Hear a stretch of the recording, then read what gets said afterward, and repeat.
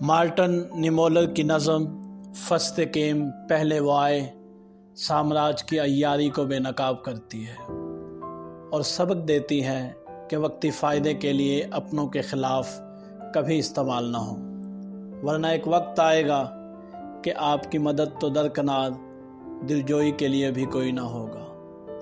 Martin نیمولر German پادری، anti communist اور Hitler کا ساتھی شخص تھا، لیکن جب ہٹلر اقتدار میں آیا تو اس نے ریاست کو مذہب پر ترجیح دی، مذہبی لوگوں کو کچلا۔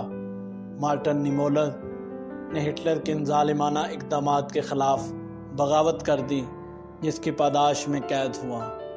نظم فصد کیم پہلے وہ آئے پیش خدمت ہے۔ وہ کیتھولکس کو مارنے آئے تو میں خاموش رہا کیونکہ میں کیتھولک نہیں تھا۔ وہ جمہوریت پسندوں کو مارنے آئے تو میں خاموش رہا کیونکہ میں جمہوریت کو کچھ زیادہ پسند نہیں کرتا تھا۔ وہ یہودیوں کو مارنے آئے تو میں خاموش رہا کیونکہ میں یہودی نہیں تھا۔ وہ سوشلسٹوں کو مارنے آئے تو میں خاموش رہا کیونکہ میں سوشلسٹ نہیں تھا۔